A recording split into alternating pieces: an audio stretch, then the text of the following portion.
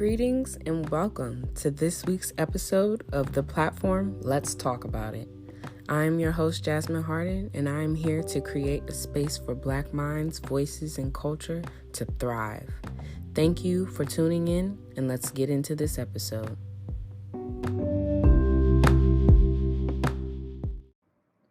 Hello. Welcome back to another episode on the platform Let's Talk About It. Thank you so much for being here. I always appreciate any engagement, and I like to take time out to show that appreciation, express my gratitude for you even clicking on the episode, whether someone shared it with you or you just stumbled upon it. I thank you. This episode is going to be kind of fun for me. I don't know if it'll be fun for everybody, but it's something that I feel like is very relatable, and it permeates a lot of different areas in everyday life. So I feel like this will be a good one. So let's dive on in, why don't we? So, based off of the episode title, I'm sure you deduced that today we will be talking about communicating effectively. And the perspective I kind of want to talk about it from is more so bird's eye view, how it applies to various different experiences in life, and kind of just speak from my experiences, how the topic even came up for me and why I thought it was important to talk about it. And hopefully, you get something out of this spiel. This isn't really one of my deeply researched topics like I tend to do. This is more so just me kind of venting and expressing my thoughts on this topic.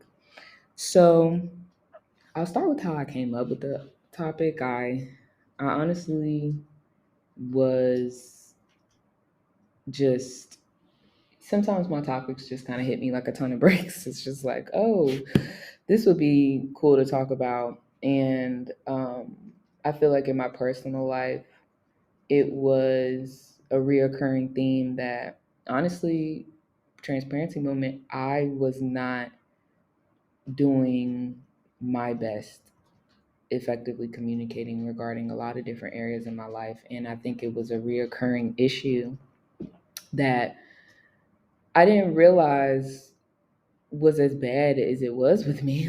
And bad may not be the right word to use, but it's something that's been challenging me, especially with me transitioning to going back to school. And not only even just going back to school, but going back to school full time. And it's a doctorate level program, so it's a lot that is being required of the students in these programs, and kind of figuring out, okay, how am I going to balance being able to communicate effectively with people without burning myself out in the process, especially as anybody who's a returning listener knows, I am a infamous introvert. So communicating all the time isn't necessarily my forte, and giving 100% to every time I communicate honestly isn't also my forte. It can be very overwhelming to say the least. So it was just coming up. It was reoccurring like, okay, I dropped the ball communicating this situation in my life, and retrospectively analyzing the situation, realizing like, okay, I don't communicate well when I'm overwhelmed. Point blank period. Like, I don't that's not something I do well. I tend to get analysis paralysis, as I like to call it, and just kind of get stuck in my head and think like, oh, I'm communicating this to another party. But then when the other party returns and communicates back, I'm like, oh no. Oh no. That's not what this was. This is not what this was supposed to be. I'll give you a perfect example that happened recently in my life. I had to travel back to my father's house to get some belongings that I left there, and my sister decided to come with me. And when we were coordinating how we would get there and just our schedules, trying to figure out, okay, well, what time are you thinking? That type of situation. She she's gonna laugh at this when she hears this, but hey Tashi. But she asked me like, oh hey, what do you think about leaving later in the day? Like how do you feel about leaving later around like 10? So me, again, being in my own little reality, mind you, I was very tired. This was on like a Thursday. My school week ends on a Thursday, and I was depleted and struggling energy wise. And I was doing homework, I was multitasking, I had a lot going on. And we were on the phone while I was doing all this. And when she asked me, 10, does 10 sound good? I was like, yeah, 10 is great. Because from my perspective, I'm thinking she's talking about 10 a.m. Because fun fact about me, I don't like driving at night. I have astigmatism. I have light sensitivity in my eyes, and driving at night is a nightmare. I do not like it. Can I do it? Yes. Do I drive like a grandma? Also, yes. But I really, it just didn't even dawn on me. Like, because in my reality, I'm like, I would never drive at night. So I'm not even thinking she would be talking about 10 p.m. And long story short, the next day when it was time to leave, I actually kind of decided to leave at like 11, 10:30, 11 to go to pick her up. And when I texted her to let her know, hey, I'm on my way, she calls me.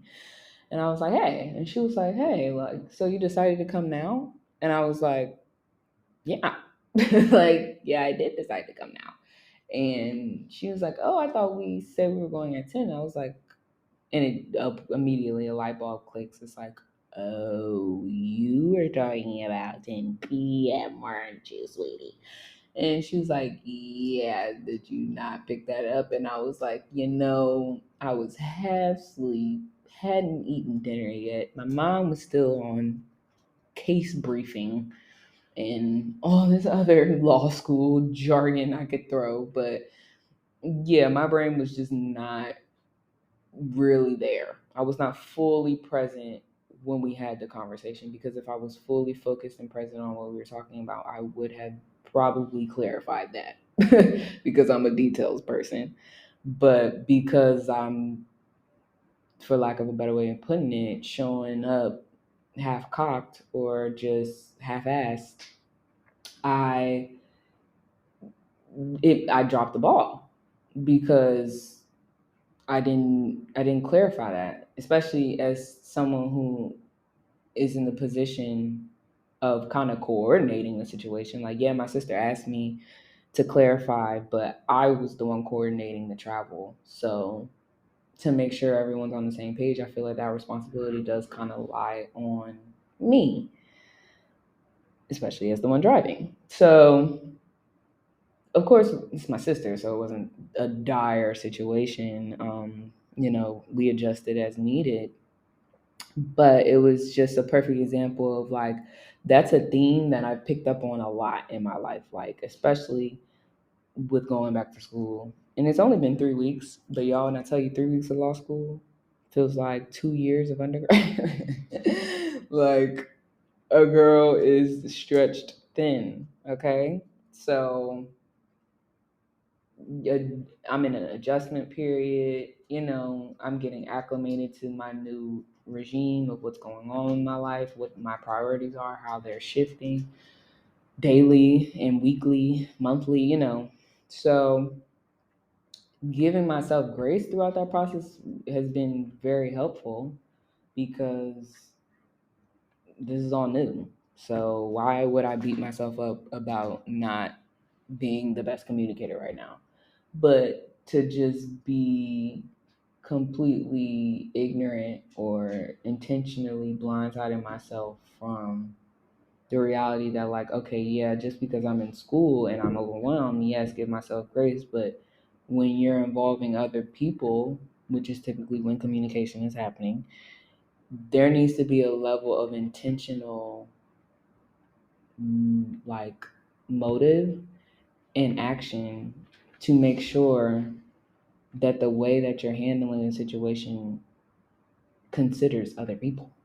Like, I feel like that's the whole point of communicating. You're supposed to be making sure we come to some type of form of understanding, even if the understanding is a disagreement. The point of talking, for reasonable people at least, would be to get to a point where both parties can come to an understanding on whatever is being said.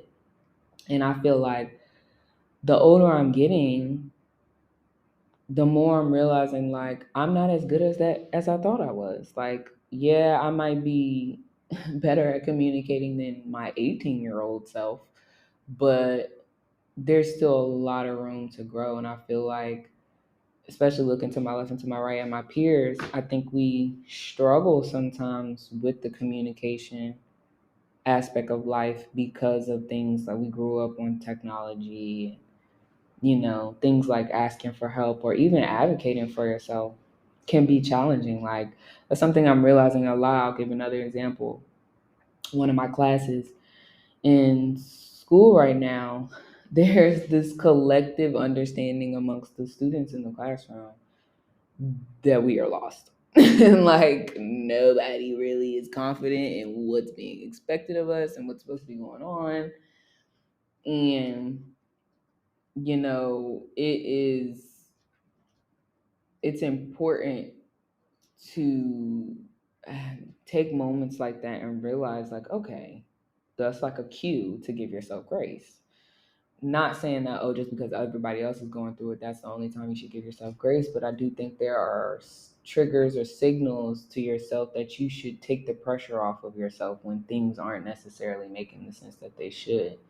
And it should just be a signal to, okay, approach the situation in a different way. I'll continue on with my example with my class. So, in short, um, like I said, everybody's lost. And people, the professor kind of has how do I say this?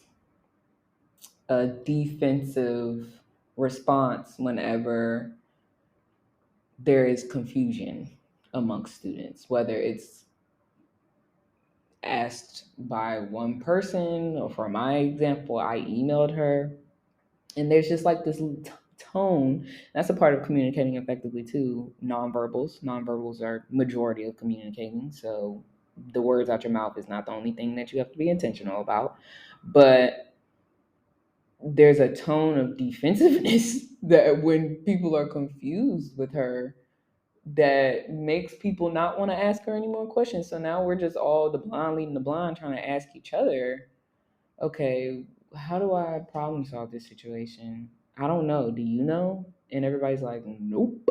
And then you have somebody's like, okay, well, who's gonna ask in class? And then someone will ask the question, and she'll basically like nicely chew their head off, like, and tell them you should know this right now. Like, there's no reason you shouldn't know this. And it's like, that is not helpful.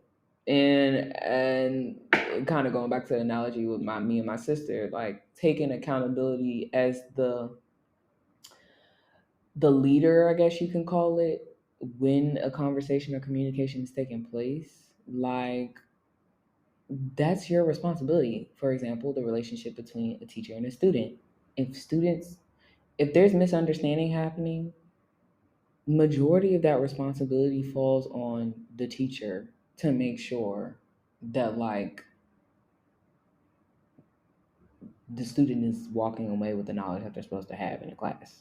Now, on a doctoral level, of course, I recognize that it's not like elementary school where a teacher's just going to hold your hand and like, if it's one person who doesn't understand, that's the teacher's responsibility. No, I do think as students you're supposed to take some accountability for how you show up in the classroom and how you gain the knowledge that you need.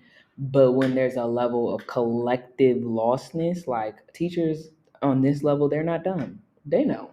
They know when people are lost, and when they can tell by the types of questions people are asking. They can even tell by the amount of hands being raised when they ask the class questions. Like, they know when people don't know what's going on. So when that is received as like, oh, these students, they're just they need to come to my office hours and they need to figure it out.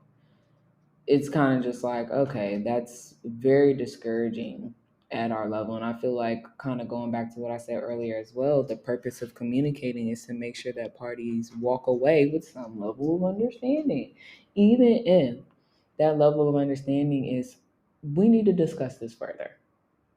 Clearly, you're thinking one thing, I'm thinking another thing, and there needs to be further explanation happening, even if it's not in that moment. It's just important to consider the parties at which you're communicating with. And I'll transition to socially. It's important to know the party you're communicating with. I'll use a romantic relationship, for example. When you're dating, and even friendships, it doesn't even have to be dating. But when you're in relationship with someone, these people, I just hear it all the time. I hear, especially in our generation, people use the excuse of like using the intent behind what they're saying as the justification for what took place. And it's like, no, that's not always the case. Sometimes how you communicate things, there is fault in that.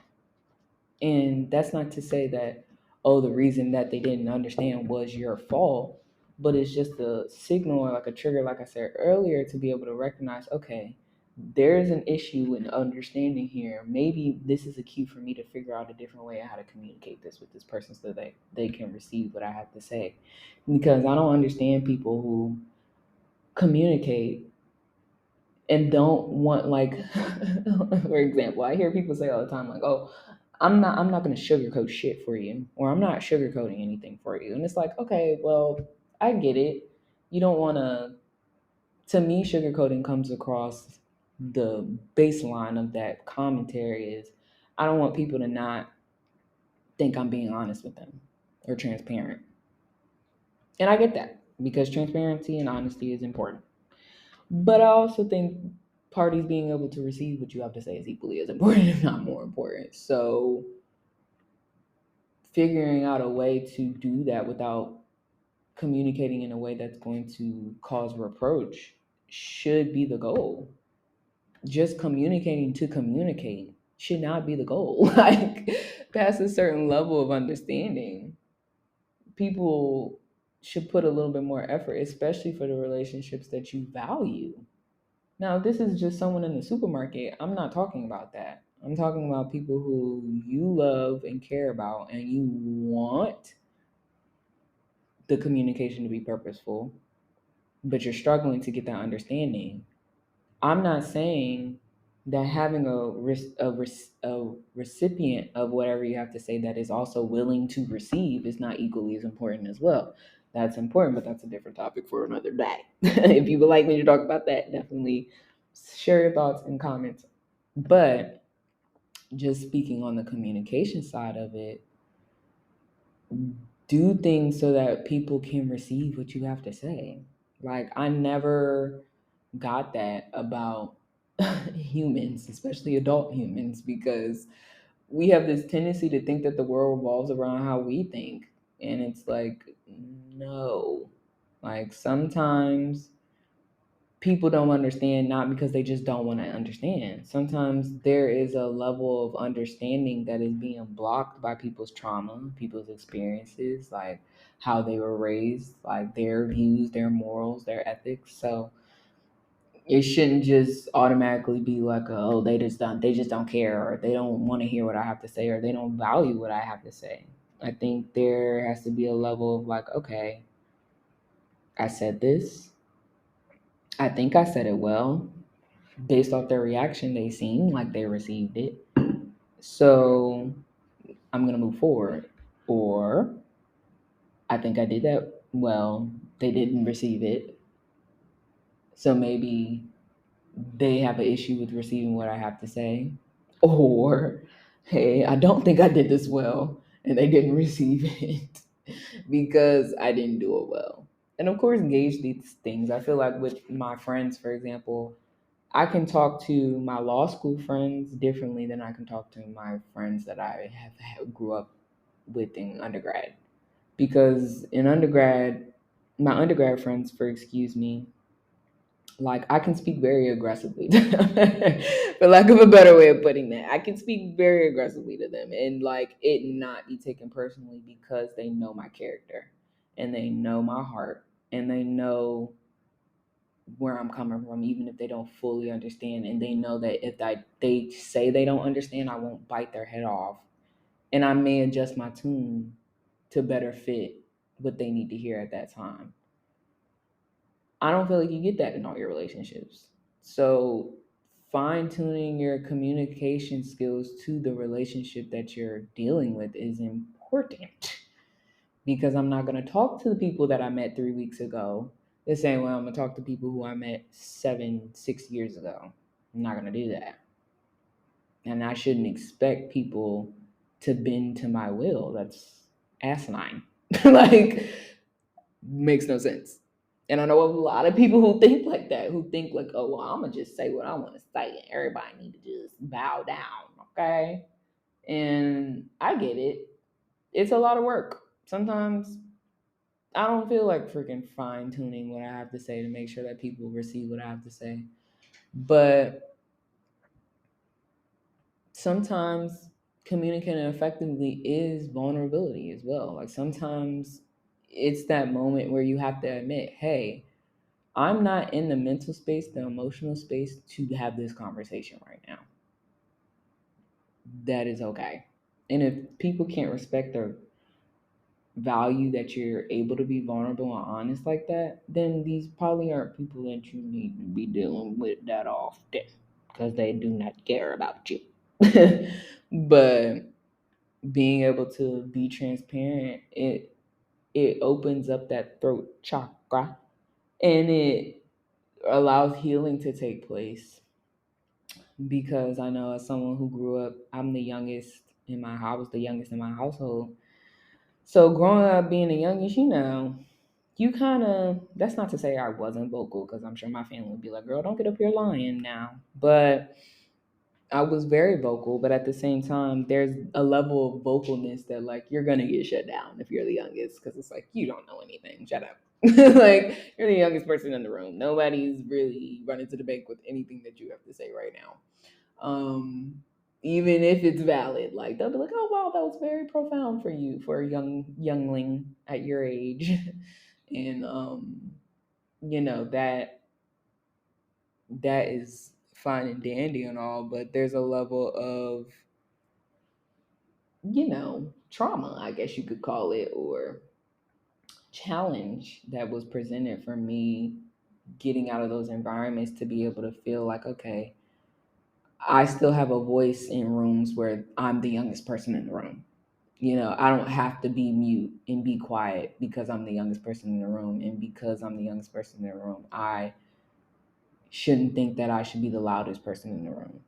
You know what I mean? And of course, that's just my personal thing. Everybody doesn't feel that way, but that's just an example of how sometimes your ability to communicate effectively can be affected by your life experiences. So I know that was a mouthful and I kind of went all over the place, but that's really all I had to say about that. Like, I think for me, decreasing my ego and allowing my intuition to increase is a big one because I find that my ego is snappy and quick and not always considerate of other people.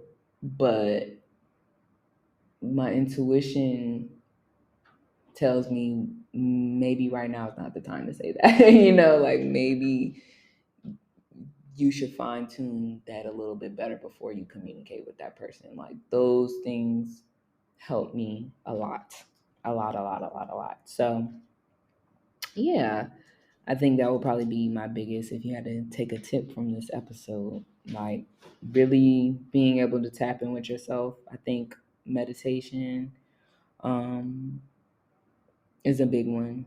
Quiet time. It doesn't even necessarily just have to be meditation, but just getting in the shower, no music, no nothing, no distractions. Washing dishes, no music, no nothing, no distractions. Just doing mundane things and allowing your brain things that don't really require a lot of mental effort, and allowing that quiet time to kind of be a moment to tap in with yourself and kind of like separate, like, okay, even when you retrospect, looking back at your day, like how you handle certain situations, like, I was quick to respond in that situation. I wonder why. Like, I wonder if my ego, my pride was hurt. And that's why I responded that way. Um, Moments like that are important throughout the day, throughout the week, to be able to kind of gauge your growth, kind of put some goalposts in mind. Like, okay, I want to get my ego in check. Or, hey, I want to start tapping into my intuition more. Like, creating those goals for yourself, but not allowing the goals to be like we're in the Olympics or like this is law school. Like, let the goalpost just be a moment of reflection. Don't let it be this overwhelming barrier that keeps you from being able to give yourself grace while you're learning these things. Because when you're still in the learning process of things, I just feel like there's no point of being so hard on yourself. Like, does very little for growth and for wellness and for healthy lifestyle habits. So now that's really all I had on the topic. Um, I hope I hope people take something away from this. I really was kind of just speaking off the dome and off the heart when it comes to this topic. And more than likely, I'll probably talk about this again, maybe from a different perspective. If you enjoy this episode, please, please, please, please, please rate the show, comment, review, DM me, whatever. I love to hear feedback. It really makes this process much more wholesome than just sitting here with my microphone talking to myself. So definitely appreciate any feedback that you have, any takeaways that you had, anything that you feel like I might have missed or you wish I would have expounded on more. Please share. I'm open to critiques. Of course, they have to be productive critiques, but I'm definitely interested in creating some dialogue on some of the topics that were discussed. So that is all for this week. I am looking forward to speaking with you again. I apologize for the long hiatus, but a girl was dealing with a lot.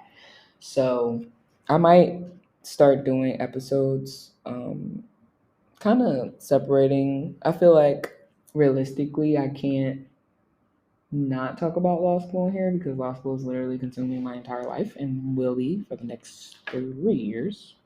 So I'm gonna figure out a way to incorporate some law school stuff in here. I haven't fully thought it out yet, but I know that that's something that I would like to do, whether that's like talking about concepts that I'm learning that I think are important, just talking about some growth moments I've gathered from doing this thing called grad school and whatnot, and just bringing some guests on who can bring some outside perspectives. I feel like, um, I'm big on diversity and I'm big on perspective and I'm big on including that on this platform because let's talk about it. Like the show says, let's talk about it. So I am going to sign off. I am looking forward to speaking to you again and have a good rest of your day, week, month, and year. Take care of yourself. As I always say, stay safe, stay well, and stay you.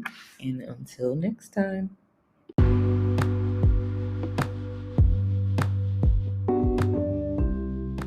I just want to express my gratitude for you taking time out of your day to share this space with me.